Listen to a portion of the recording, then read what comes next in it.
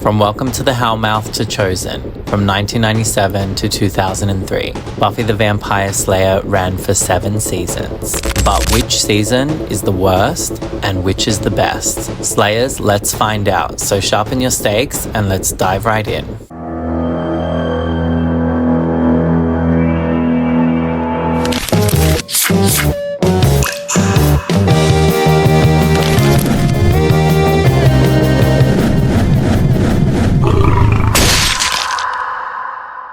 Hi Slayers, welcome back to Sunnydale Scoop. If this is your first time here, my name is Sean, and on this channel we talk everything Buffy the Vampire Slayer related and the new upcoming sequel series, New Sunnydale. Now in this video, we're not going to be talking about New Sunnydale today, we are going to be talking about Buffy the Vampire Slayer, but ranking all the show's 7 seasons. Now guys, in this video, I'm going to just go over each season sort of briefly and rank them from worst to best. Now, I'm not going to sort of do a full breakdown of each season. Let me know if you'd like to see me do a full breakdown of each season and kind of like very more in-depth review of each season. I'm just going to sort of say my general reasons why I've ranked them in certain positions. But in saying that, I will probably cover things that will contain spoilers. So if you haven't watched all of Buffy, and you don't want to be spoiled, that's just a little warning for you guys. Now, I know Buffy the Vampire Slayer has been off the air for over 20 years. And, you know, at this point, it's like, how can anything be spoilers? But I do know that there are new Buffy fans coming to the Buffyverse every day, starting to watch Buffy. That's for you guys who don't want to be spoiled and are new to the fandom and you haven't watched every season yet. If that's the case, then go off this video now before I get into any spoilers and finish the show and then come back here and watch the rest with us. Now, for you guys who are longtime Buffy fans or you've just watched the series and you know everything, then stick around because we're going to get right into it and go over each season.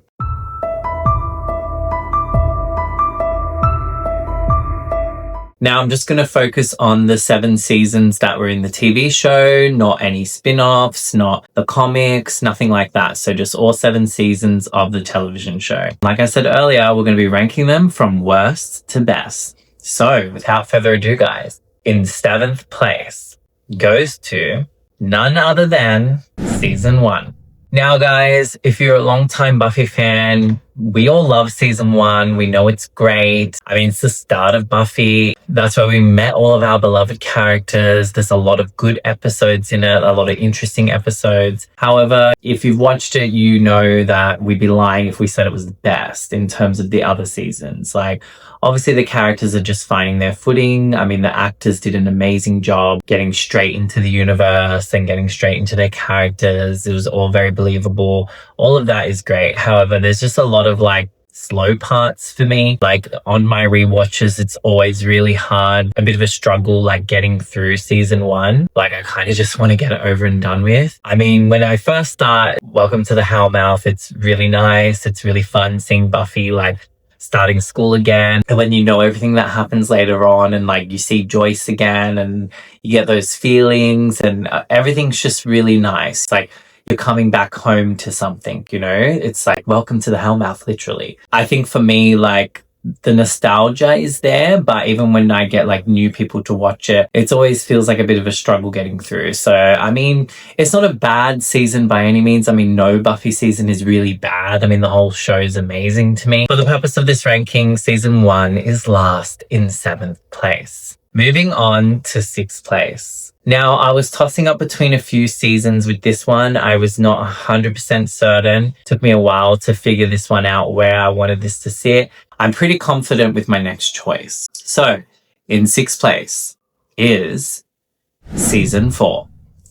Now, season 4 has some really good episodes, some really good highlights. There's funny episodes, there's episodes that make you think. It's got really good points. However, I feel like from the shift between them leaving school after season 3 to now going off to college and everything, it feels very like those first couple of episodes are trying to find its footing, which I mean, I guess in a way you could look at that as when you go off and you have a big change in life, like how Buffy was. She was feeling a bit out of place and isolated. Maybe that's the point. Maybe as the viewer, we're supposed to feel like that, I guess. However, for me, the reason why I've ranked season 4 so low is because the big bad of this season, the Initiative and Adam, I feel like there was a bit of a lackluster there. Like there was all this build up. What is behind the room? Like what is the Initiative hiding? You know, there was a lot of things like that, and it just kind of fell a bit flat for me. I mean, I think the concept is cool of like what they were doing, like sort of making this like Frankenstein monster, if you will, out of different demons to be the ultimate weapon. I kind of do like how the Scooby Gang sort of combined their powers at the end, all the different essences of them to go inside Buffy with that spell and sort of defeat it together. I think that was kind of cool. And I think that's the point of it. Buffy kind of needs her friends. She needs her group. I guess from the start of the season, it went from, you know, Buffy fell out of place with her group, and then at the end, it kind of closed nicely. I just feel like there's a bit of missing elements there that maybe could have been a bit better. However, I will say after each rewatch, I appreciate that season a lot more than I used to. So that is season 4 in 6th place. So next up, we have coming in at number 5 is season 7. Now, guys, a lot of people, I reckon, would rank this as their last one. I don't think a lot of people like season 7. I think for me, like season 7 has definitely grown on me more as I've gotten older as well, like some of the other seasons, which we'll get into later. However, it still does fall flat to me compared to other seasons. Obviously, the dynamic has changed quite a lot with Buffy sort of focusing her energy on the potentials and everything, but I do feel like it's a nice closure to the series, giving us like this sort of epic battle leading up to it at the end, ultimate evil, you know, that she has to defeat and face. And, you know, she's really like in her adult mode at this point, you know, and she's got all these like younger like students, if you will, under her wing and everything. Yeah, I think it's good. It's definitely got its highlights for me. I just definitely think it feels more impactful than season 4 for me. That's why it's a bit above it in terms of the way it ends and the whole like what they do with the scythe and everything and activating the potentials. If anything, season 7 and 4 are kind of the same for me. I think overall season 7 just is that little bit better in my opinion. This is kind of like where it gets like, these are all just really good in my opinion. So it's more about just like slight differences in preferences, I guess. So in 4th place is season 2. Now guys, season 2 of Buffy is really good. There are so many amazing episodes in that season. It is the season where Buffy gets like her heart broken for the first time. You know, a lot of crazy things happen. We get new characters introduced. We get Spike, we get Drusilla, we get like just really cool things in that season. It's a really good season. I think it comes from like, this is like the season where she's like realizing the effect that her slaying and everything has on like her life. I mean, we definitely touched on that in season 1 for sure, but I think now even so, like, you know, with the drama she had with Angel and all of that and the sacrifice she has to make at the end, I feel like this is a very big growing season for Buffy. And it was such a strong season after, you know, season 1 not being so strong. I feel like season 2 really established a lot of really strong tones in the Buffyverse. For a while there, season 2 was up a lot higher in my ranking. That is 4th place, season 2. So it now brings us to our top 3, guys. We have left season 3, season 5 and season 6. 3rd place goes to season 6. Guys, season 6 is one of those ones where I feel like the fandom is really divided on. Buffy is very different in this season, but there's a huge reason why. I mean, the girl died, you know, she made the ultimate sacrifice for her sister and to save the world, just everything, you know, in the previous season. And, you know, she felt like she could finally rest. She was in heaven. She got brought back down and now she's sort of like grieving that. Do you know what I mean? And I think as an adult, when you have been through things in your life and, you know, season 6 is one of those seasons where you can just really relate to it. I mean, in my opinion, definitely. I mean, not that that's happened to me, what happened to Buffy, and I haven't saved the world or anything with a major sacrifice, but, you know, the sort of undertones of, I guess, the depression she's going through and what she felt and that disconnection, and hence why her and Spike end up becoming an item during this season because, you know, she just wants to feel, like she said in Once More with Feeling.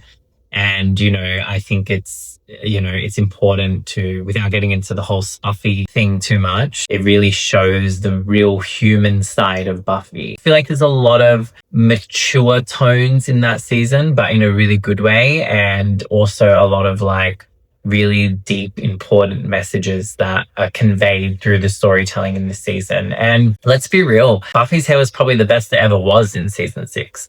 I mean, season 5, her hair was pretty good too, but yeah, season 6, she had a lot of good looks. And yeah, she did cut her hair off throughout it, but I like the short hair on Buffy too. I think it's cute. I think season 6 was a really impactful one. I mean, big bad wise, obviously we had sort of like the trio / Willow at the end being, Dark Willow. I guess the trio was a bit lackluster in terms of big bad, but I kind of like that the big bad in my eyes was Buffy's own like internal, torture that she was putting herself through, her existential crisis. That was her big bad that season. And I feel like people overlook that a lot. I mean, she sung about it in What's More Feeling, going through the motions. And I think anyone who's an adult who has a lot of responsibility can relate to that as well. It's got really good, important storytelling elements in it for sure. Of course, the musical is in that season as well. I know some people divided on the musical, but I love the musical. I love Once More Feeling. I think it's amazing. I think it's really fun. I think it's super campy. And I think out of all television series I've done musicals, besides Once Upon a Time, it is the best. It is really good. I love it so much. But yeah, I think season 6 is an amazing season, guys. All right, now this brings us to the second spot. So we only have season 5 and season 3 left over. In second place goes to season 5. Guys, season 5 for me is, in my own personal Buffy experience, was when I was watching the show properly. I was quite young before that, like when Buffy came out. I mean, my older sister watched it and, I knew stuff about it. I had watched things, but when it was like on the air and I watched it like properly each episode, I'm pretty sure it was from season 5. Maybe the end of season 4 to season 5. But yeah, definitely season 5. So I feel like season 5 is really ingrained in my brain for that reason. But also I feel like that storyline was just really out there and good. Adding this new character in such a way that it was like, whoa, like how does Buffy magically have a sister now? And there was such a purpose behind it. Like the story was really well thought out. It was really, people might have their differences about Dawn's character, for example. They might think certain things, they might dislike Dawn or love Dawn, or be somewhere in the middle. I mean, but she was supposed to be that like annoying younger sister, right? Like that was the point for Buffy to like sort of have that story arc, I guess. But besides the dynamic between siblings, I think it was also really interesting to see them like integrate this person into the storyline, Dawn, in a way that it always felt like she was there. Even when I rewatch it and I go back to, when Dawn was not in the series, like in seasons 1 through to 4. Like it's so weird that she's not there once you kind of go back. And then I like to sort of think, oh my God, what would have Dawn been doing in this situation in their fake, monk memories? I think it's really cool. I think, it's just really good storytelling. It's very creative writing. And I think Glory is one of the best, big bads in my opinion. I mean, she's so fun. I mean, Buffy is such a campy show and Glory is the epitome of that, but she's also quite a real threat to Buffy, We find out she's a god and we find out that Buffy doesn't know how to defeat her. At the end, we get to see Buffy, make this major sacrifice for her sister, for her family, for the world.